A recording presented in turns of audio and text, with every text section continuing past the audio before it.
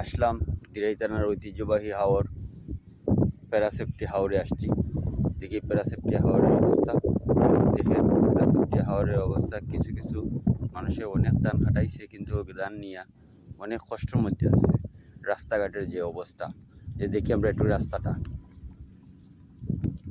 আইলাম আমি রাস্তার দিকে দেখা যায় যে অবস্থা রাস্তার, কারণ এই অবস্থাতে কোনো মুহূর্তেই ধান নেওয়া সম্ভব নয়।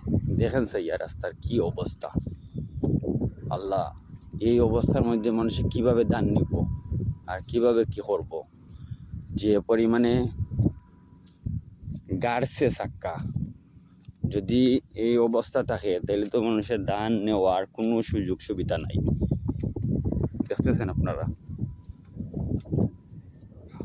কৃষকের অবস্থা কি?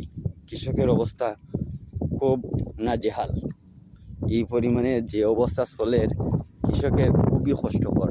দেখেন কতগুলা ধান হাওরের মধ্যে আছে, ধান নেওয়ার কোনো ব্যবস্থা করতে পারতেছে না। আরও তো পাশে জমিন পাখনা, পাশে খাটান না, ডরাইও কীভাবে কি করব? এক তো নাই রইত, আর তো রাস্তার যে অবস্থা, রাস্তার অবস্থার লাগি মানুষে ধান খাটেন না, আরও মানুষও পান না, মেশিনও লামেন না। এই অবস্থার দিকে চলের।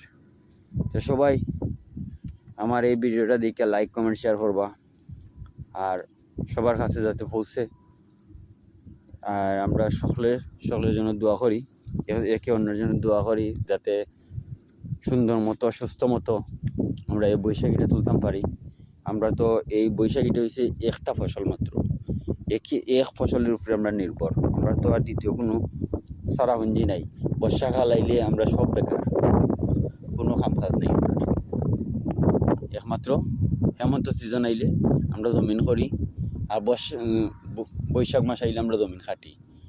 ও হেমন্ত সিজনে যা কাম কাজ করা যায়। বর্ষাকালে তো কাম কাজ করার মতো কোনো সুযোগ সুবিধা নাই বাটি অঞ্চলে মানুষ তো। তাই আমি এই ভিডিওটা করলাম। আপনারা যারাও দেখবা লাইক কমেন্ট শেয়ার করে দিবা। আসসালামু আলাইকুম রহমতুল্লাহি ওয়া বারাকাতুহু।